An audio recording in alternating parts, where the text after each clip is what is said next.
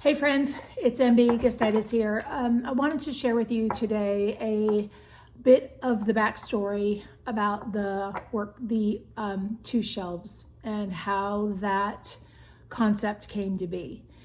Um, this actually started for me as a personal experience when my mother, back in about 2015, was being placed into a nursing home. My mom unfortunately had Alzheimer's disease, and she had progressed to a point where we were faced with having to move her into a facility. That was something, we never expected to do, wanted to do, but sadly had to do. And I remember touring the facility with my sister and my brother and my sister-in-law. We were all touring, and we were in the memory care unit. And I remember specifically being struck by the real estate of the room. I remember going by, I was sort of lagging behind everybody else in the group. And I was just stuck, mesmerized, I don't know what the word is, but I was really fascinated by the room setup for some reason. And the room setup, of course, was, if you could imagine, like most others, each room had two twin beds. It had two nightstands. It had a joint shared sink in the middle, and it had two closet areas, and of course a bathroom. And each bed had above it or to the side of it a set of bookshelves, two shelves that hung on the wall, something you might find at any Home Depot type store, in a dorm room even, but a series of two shelves hung on each bedside. And for some reason I was really just fascinated by these shelves. And so as my sister and I toured, I felt, as we were going through deeper and deeper into this facility, I was getting more and more angry. And I didn't really have a sense of what it was about. We got back to the car, and I remember getting in the car, shutting the door, and looking at her and saying, "That's all there is? That's all there is? That my mom was a single mother. She raised 6 children by herself.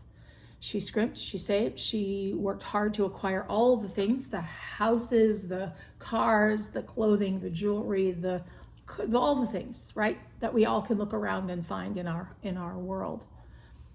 She worked so hard for all of that. And we now, all she gets to take with her is what she can fit on those 2 stupid shelves." I was really angry. And I was like, that's all there is? Like, really? And I was so moved. I kept thinking, there's got to be more to this for me to know. Kept thinking about it, and we moved her in. We took what we felt mattered most, put it on those 2 shelves, sold what, took what mattered to each of us, sold what didn't. And time marched on. And sometime later, I remember still thinking about those shelves. They haunted me, honestly. And one day I remembered waking up and saying, I got it. I know, oh my gosh, I got the meaning of what I was supposed to learn here. And that's what I want to share with you today. And that's what's become known as now the 2 shelves exercise. And the 2 shelves exercise is simply this. It's a metaphor, simply a metaphor that we might use to put us in a place and space to consider that at the end of the day, when we may be faced either physically in a place like that, or just through the progression of time, we may be faced with, we don't need all the things. And that not everything will matter equally. And if we could imagine metaphorically that we will be at a place in our life where all we have is the space contained of what could be placed on that little bit of real estate, 2 shelves, that could demonstrate, illustrate, display what our life was about,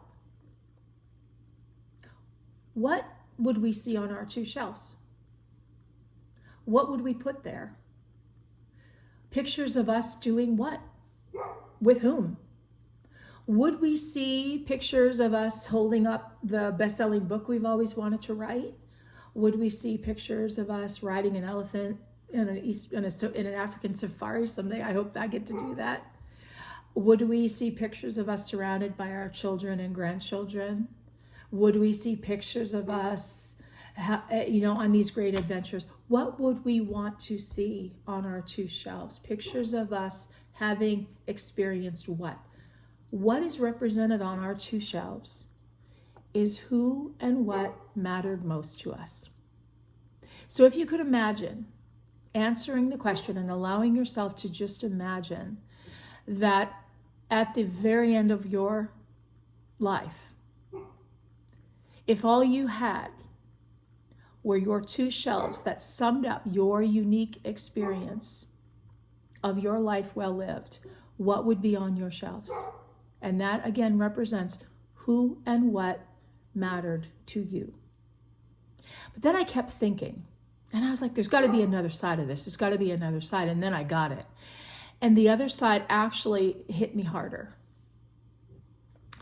And the other side was, well, if my shelves represent who and what matters to me, I wonder whose shelves will I be on? Meaning, who and what do I matter to? Well, that was a gut punch, to be honest with you. That one hit me hard. Who and what do I matter to, and for what reason? For what reason? Whose shelves do I want to sit on, and for what reason? And remember, this is metaphorical, right? So it may mean I want to impact the lives of people in a certain way. It may be, no, I physically want to earn a spot on their shelf. I want to be in such a relationship with them. I would want to have impacted them in such a meaningful way, impacted the course of their life in such a meaningful way that I would earn my coveted little bit of real estate. And as I thought about that, I thought about 2 people in my own life, in my own world. One was my sister. And my sister, sadly, left this world at the age of 52 years old. She left this world, didn't have really a lot of thought about 2 shelves, didn't have any thought about whose shelf she wanted to be on, didn't really have a whole lot of planning, right?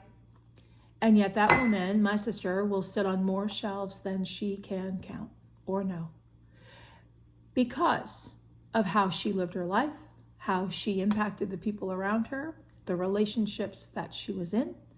She will sit on more shelves than she can count, than I can count. By contrast, my dad lived to be in his 80s, well into his 80s, 8 children, countless grandchildren, great-grandchildren, and great-great-grandchildren. And I don't believe, to my knowledge, he sits on any of ours because of his choices in his life. And so the idea of thinking, whose shelf do I want to be on and for what purpose? Who do I want to impact and why? Gets us to start thinking about, what actions do I need to take today? That if today was it, right? We don't know what's going to happen. There's not an expiration date on the bottom of your foot, and there's certainly not one on mine. If today was the last day, would I have done enough? Have I earned my seat, my spot on that little bit of real estate? Have I made the impact I want to make? Am I in the relationships I want to be in? Have I done enough? I remember talking to a friend about it when I kind of got that second part, right? And I remember saying to her, for example, I said, whose shelf do you want to be on? And she said, I want to be on my niece's shelf. said, great, awesome, that's wonderful. Hey, if today, was it, would you have done enough? She said, no, I wouldn't have, no. I said, that's amazing, that's wonderful. What do you do now? She said, well, I'll tell you what I do. I'm going to start making a plan to get into a deeper relationship with them, into a deeper connection with them. That's purposeful. And so I invite you to really consider those two questions. Question number one is, what's on your shelf? What do you want to see on your shelf? Question number two is, whose shelf do you want to be on, and for what reason? And then consider, are you taking the action? Are you doing the things to make certain that that is the future that you will see? That you will see. I hope this helps. I hope that it gives you clarity and focus. And I hope that it brings to the front what really, really matters. Because here's what I know about shelf people. And here's what I know about shelf experiences. They won't clamor. They are quietly waiting for us. They're quietly waiting. And the noise and the chaos and the demands and the distractions of life can oftentimes be louder, right, than the things that we want to see at the end of the day. And I bet if we were to talk to a lot of people at that point in their life, this is where we'll hear regret. This is where we'll hear what shoulda, coulda, woulda. And so the opportunity I hope for you in my heart is that this exercise will bring you the clarity that you need, that we can make certain that you at that point in your life will see exactly what you intend to see and be thrilled. Be thrilled.